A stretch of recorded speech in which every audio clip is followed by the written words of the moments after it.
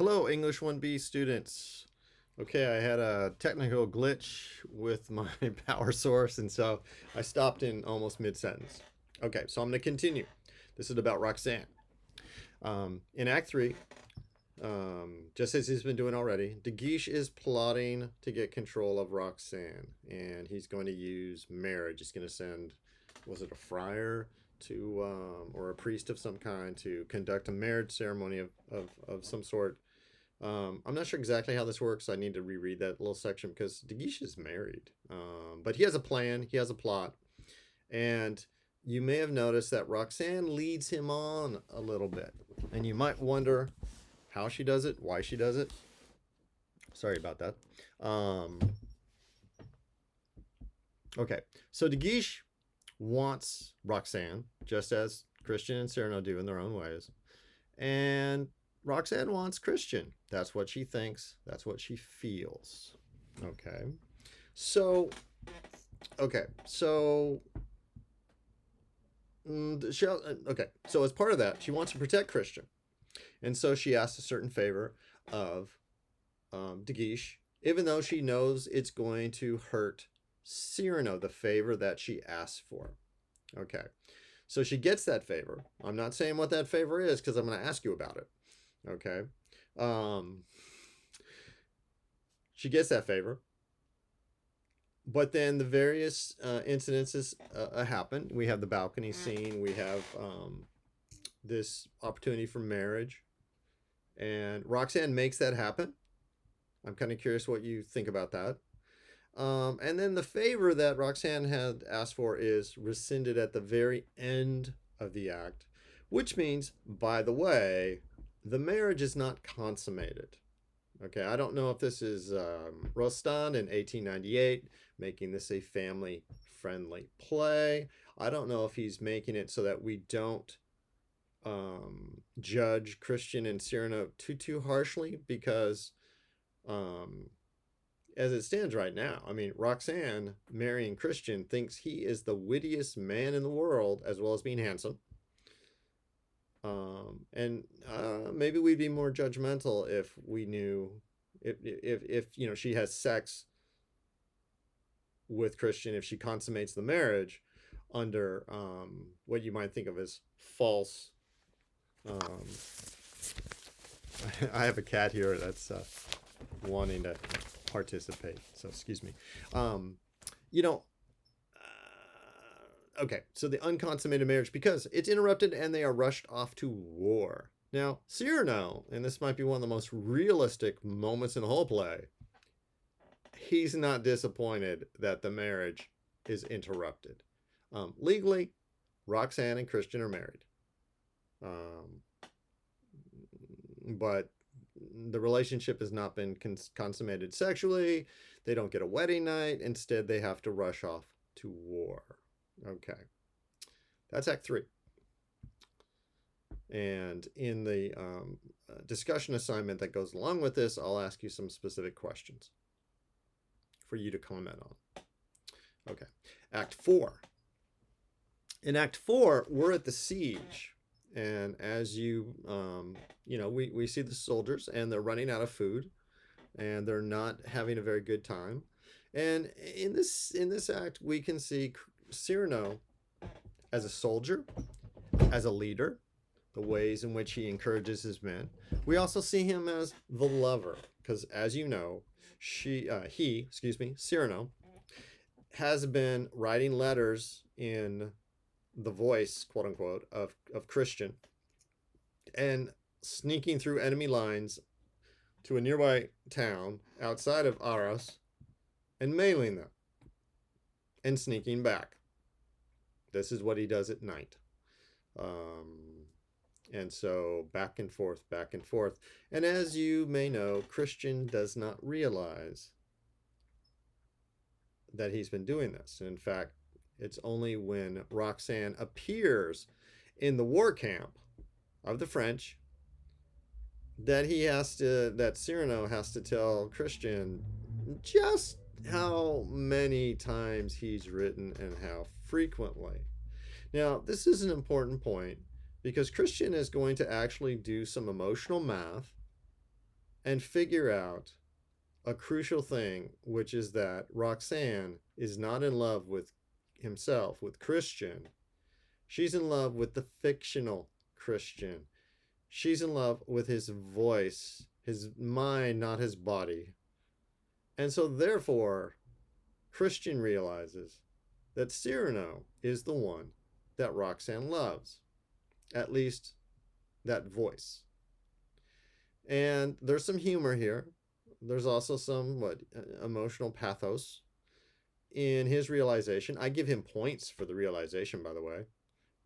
He's not, he wants to be loved for himself. So think about this.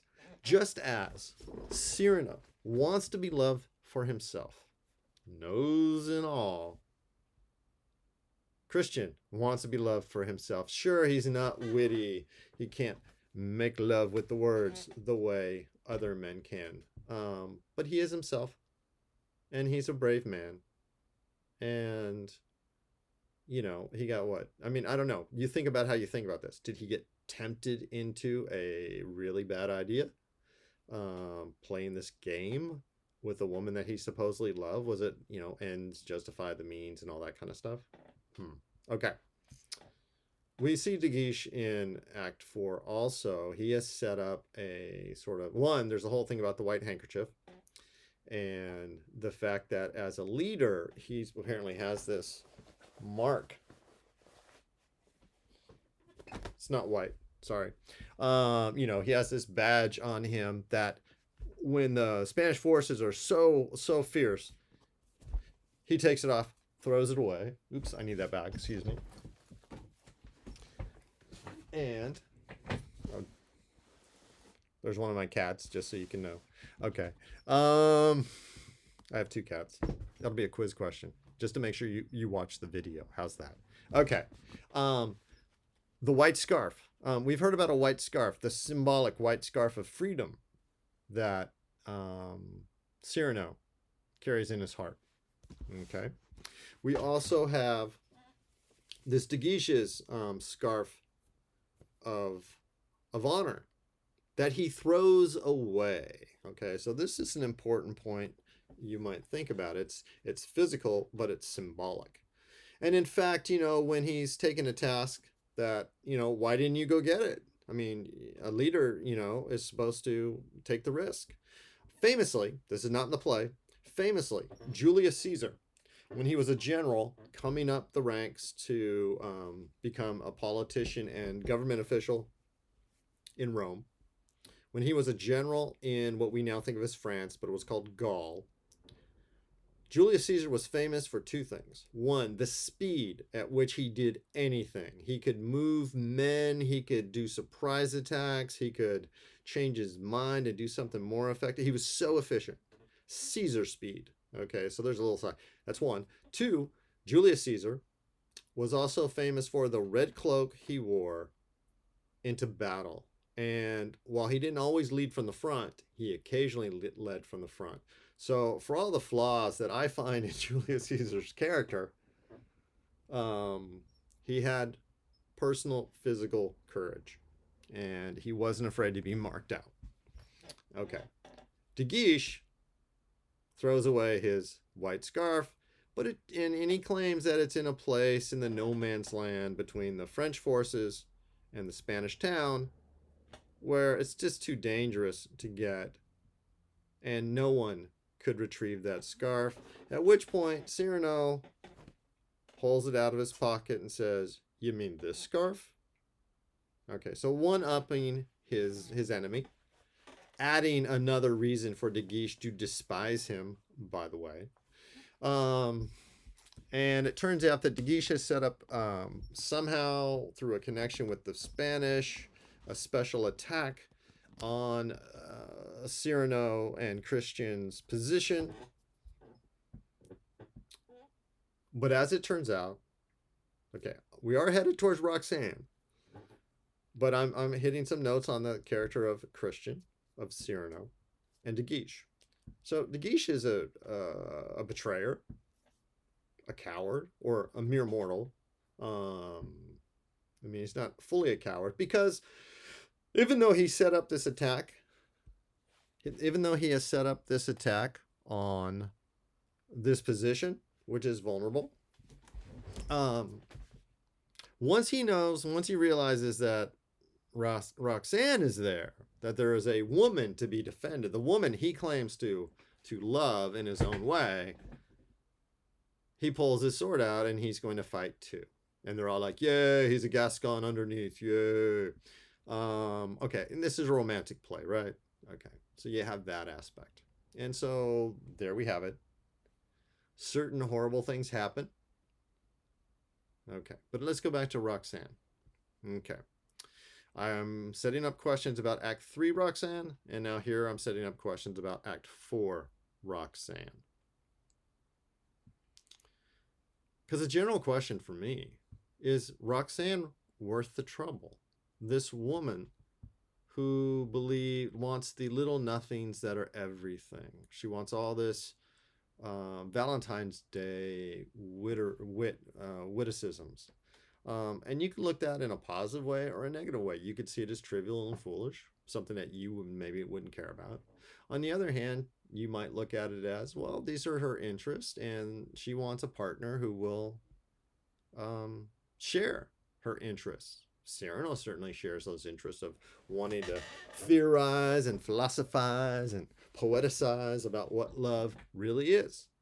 Okay, we have those long passages, the balcony one where Cyrano gets to, just speak forth and extempore, improvising as he presents his theories, and she responds.